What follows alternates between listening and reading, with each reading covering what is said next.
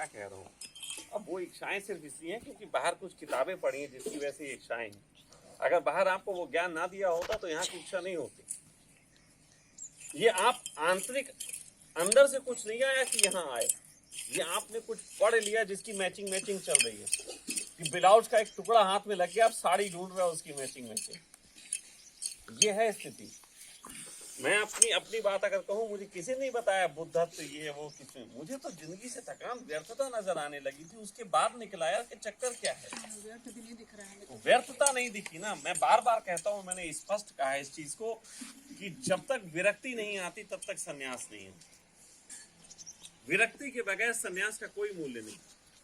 संन्यास का जो फूल खिलता है वो विरक्ति से खिलता है, और विरक्त आप होते नहीं। और विरक्त नहीं होते क्योंकि कारण है आप झूठा जीवन जी रहे। और मैं इसीलिए कहता हूँ विरक्त अगर होना है तो पहले सच्चा जीवन जियो। अभी सच बोलना शुरू करो और तुम्हें विरक्ति तुम्हारे निकट के लोग ले आएंगे, जिनको तुम अपना समझते हो, जिनको तुम अपना मानती हो, वही तुम्हें सब फेंक देंगे उठा के, कहेंगे कहाँ बकवास। लेकिन वो सच्चा तो नहीं होना चाहते क्योंकि हम विरक्ति नहीं होना चाहते। ये सिर्फ बातें हैं, विरक्ति की बातें हैं। बुद्धों की बातें सुन ली है, वो बातें बस खुजली जैसी हो गई तो उनको मिटा लेते हैं। कभी कभी 3 दिन के शिविर में जाके खुजलियां मिटाई जा रही। 3 दिन का कोई ध्यान शिविर नहीं होता। टाइम में बांध के परमात्मा नहीं पाया जाता।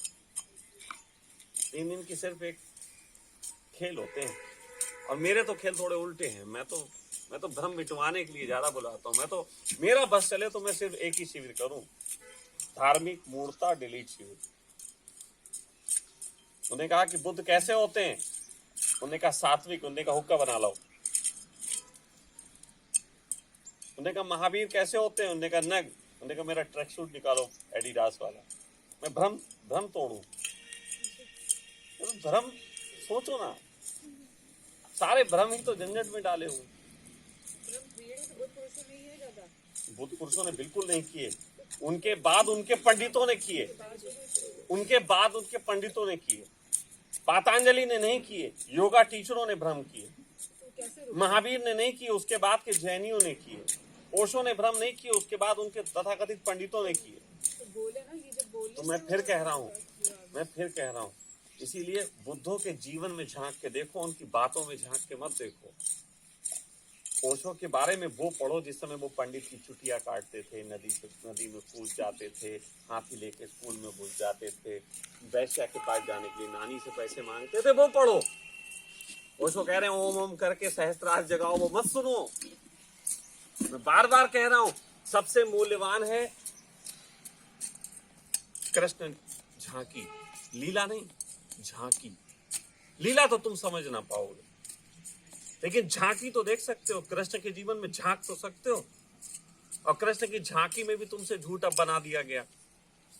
कोई, जैसे मेरे पास, मैंने पहले भी कहा है कि एक बार एक आदमी आया, उसने मेरे रेस्टोरेंट की जगह देखी, उसने कहा स्वामी जी 1 दिन के लिए दीजिए, हम कृष्ण की झांकी सजाएंगे। मैंने कहा बहुत बढ़िया बात है, सजाओ, क्या करोगे?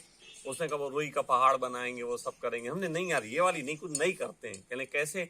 हमने खटिया रखो और लिखो इस पे लेटा करते थे कृष्ण, पड़ोस में लोटा रखो, बोले सुबह से लेके निकल जाते थे।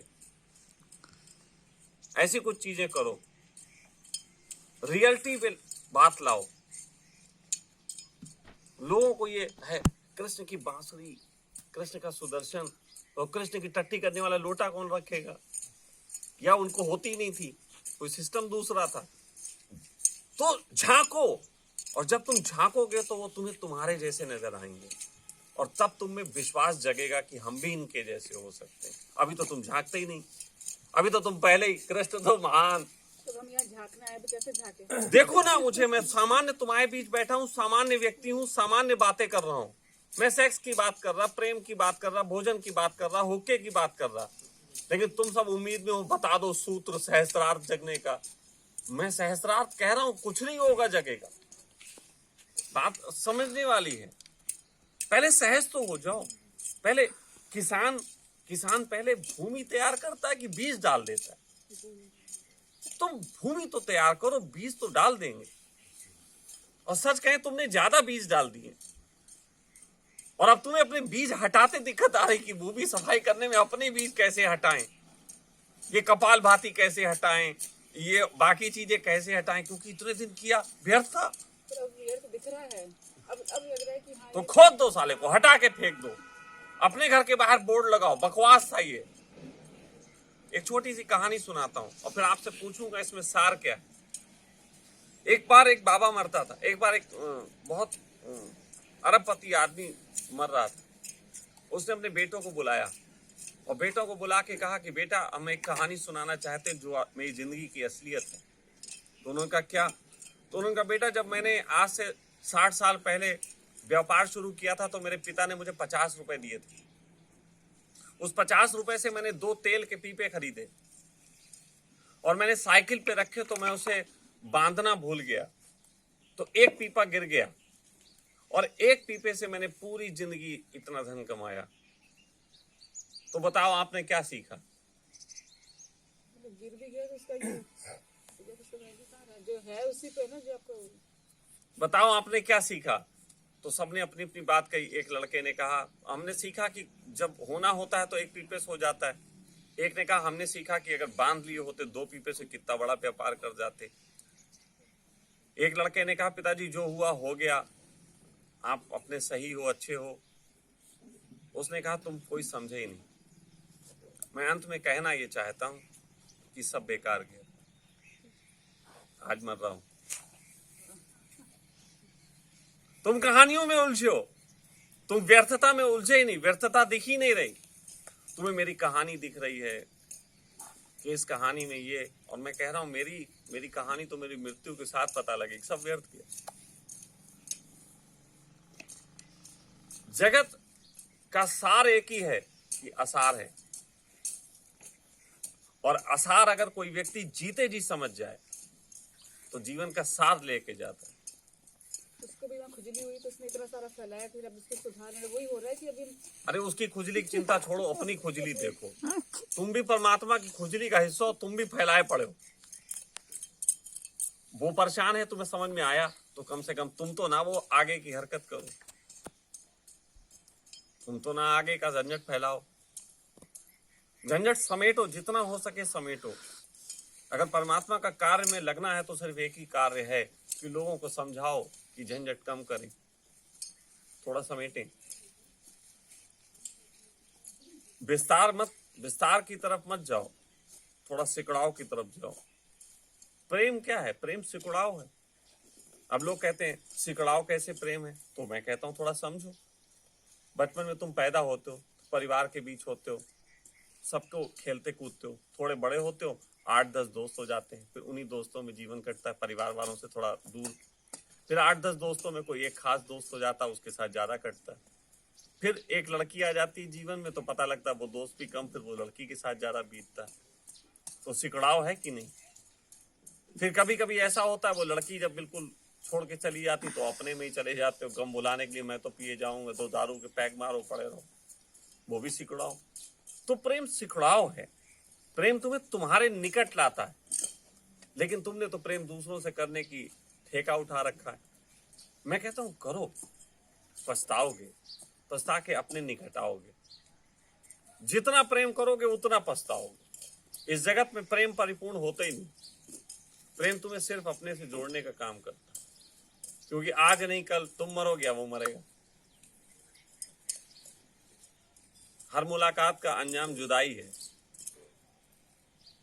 अब बीच में थोड़ी बहुत जो हो रही वो क्या है, वो शब्द समझ जाओ क्या बोलूं। बीच में चल रहा है चूतियापन,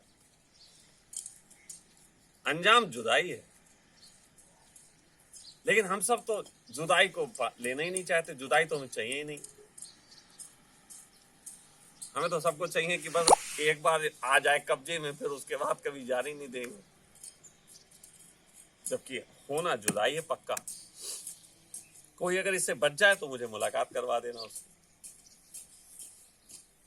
बार बार इतनी एक ही चीज मैं संदेश दे रहा हूं बस कि व्यर्थता को पहचानो तो कम से कम, और पहचान गए हो तो व्यर्थता छोड़ो। तो तुम्हारे शरीर को इतना पता है कि तुम्हारे पास भोजन गया है, वो व्यर्थ हो गया तो बल में फेंक देता है सुबह। लेकिन तुम्हें कल पता चलता है कि ये सब व्यर्थता, लेकिन अगले दिन सुबह फिर तुम वही तैयारी कर लेते हो व्यर्थता की। रोज सुबह उठते हो दुकान खोल लेते हो और रोज शाम को समझ जाते हो कहाँ थकान लेके आए थे। इतनी प्रोग्रामिंग हो चुकी है, दुकान खोलने की ऐसी आदत पड़ गई ना, उठते हुए दिन भर के ऐसे ही कि ये अगर प्रोग्रामिंग हो चुकी है तुम्हें पता है, इसका मतलब प्रोग्रामिंग टूट रही है, लेकिन तुम बार बार पता चल गई है फिर नहीं तोड़ पा रही है, कह कह के रिपेयर कर रहे हो। ये आवाज लगाने से मैं कौन हूं, मैं कौन हूं, मैं कौन हूं, मैं कौन हूं, किसी को पता लगा मैं कौन हूं? आवाज लगानी है, सब चूतियापा, सब चूतियापा, सब चूतियापा। पोस्ट डालो, पति चूतियापा, बच्चे चूतियापा, दुकान चूतियापा, डालो पोस्टें। फेसबुक पे कहने की हिम्मत करो, बाकी तो सब पढ़ ही लेंगे। लेकिन उतना भी नहीं करा जाएगा। सोचो, परमात्मा आपको पसंद करेगा। आप पति लेके जाओ, बच्चे लेके जाओ, परमात्मा किसको पसंद करता है? परमात्मा इस मामले में प्रेमिका जैसा। वो कहता है तुम सिर्फ मेरे हो, सिर्फ मेरे। दुनिया की सबसे नखरेबाज प्रेमिका परमात्मा। और गजब की बात, उसे एक ही वक्त में लाखों लोग चाह सकते हैं और सबका है। और उस पे गजब बात ये कि उसको तुम्हारे और उसके अतिरिक्त कोई नहीं चाहिए। लेकिन तुम्हारे प्रेम कितने खंडित हैं देखो, कितने कितने चीजों में बटे हुए। और चाहिए तुम्हें परमात्मा, मिलता ही नहीं। इसीलिए मैंने कहा था 24 घंटे की चाकरी करो उसके लिए पूरी तड़प हो, चाकरी हो। कहीं और दुनिया में प्रेम नहीं, ना कपड़ों से प्रेम, ना वस्त्रों से, ना शरीर से, ना गहनों से, ना रिश्तेदारों से, ना बच्चों से। जब ऐसी स्थिति में तुम पहुंच जाते हो बिल्कुल दीवानों की तरह, तब कहीं जाके वो कहता है कि अब तुम्हें गले लगाया। हाँ, अब तुम्हारा समझ में आया मामला। लेकिन हमने तो परमात्मा को ऐसे चाहिए कि भाई परमात्मा देखो ऐसा यार, वो हम 10 मिनट खाली होते हैं हम पे, है ना, वो ध्यान कक्ष में मिलेंगे। वो भी कहता मिलेंगे, मिल जाता है थोड़ी देर के लिए ध्यान कक्ष में, 10 मिनट के लिए तुम्हें मजा भी आ जाता है, वाह वाह वाह क्या मजा आया। फिर उसके बाद खो जाता है। फिर लोग कहते हैं 24 घंटे कैसे मिलेगा? अरे बेवकूफ, ध्यान कक्ष में अगर 10 मिनट के लिए मिला था तो समझो कि 10 मिनट के लिए तुम सब छोड़ के बैठ गए थे तो मिला था। तो 24 घंटे भी सब छोड़ के बैठो, मिलेगा। 24 घंटे सब छोड़ के देखो तो मिलेगा। लेकिन वही एक लालच लेके मत बैठ जाना कि तुझे पाना है। और वो लालच एक स्त्री होने के नाते, आप स्त्री हैं, मैं एक बात कह रहा हूं, कोई पुरुष आपसे कहे मैं आपसे प्रेम करता हूं क्योंकि मुझे आपसे सेक्स करना है, आप पसंद करोगे? नहीं। भले ही वो आपसे कहे मैं प्रेम करता हूं, बाद में सेक्स भी कर लो, लेकिन सेक्स करने के लिए प्रेम करता हूं क्या पसंद करोगे? नहीं। तो परमात्मा के लिए बहुत से लोग बहुत छोड़ देते हैं, लेकिन अंदर छोड़ते परमात्मा चाहिए, परमात्मा चाहिए, नहीं मिलता। बस उसकी आकांक्षा से भरो और सब छोड़ दो, फिर मिलता है। नहीं, बहुत से लोग कहेंगे हमने छोड़ तो दिया लेकिन हमें परमात्मा तो मिला नहीं। हम कहे परमात्मा पाने की चाह तो नहीं छोड़ी। एक औरत से तुमने जाके ये तो कह ही दिया कि तुम्हें सेक्स करना है इसलिए प्रेम है, तो वो नहीं पसंद करेगी। इसलिए सीधा सा एक सौदा है कि हमें अपने प्रेमों को खंडित नहीं करना है। मीरा के बारे में नहीं वो बोलते हैं कि मीरा के पास फूल थे और उसके पास जिसको वो उसने प्रेम किया परमात्मा ने उसे उठा लिया। जितनों को वो प्रेम करती थी और जितनों में उसकी ऊर्जा बढ़ती थी वो परमात्मा ने छीन ली। अंत में परमात्मा ही बचा, सारा फूल सारी ऊर्जा एक ही पे चढ़ा दी। जब ये बात उसको बोलते तो समझ में नहीं आता वो क्या कह रहे हैं।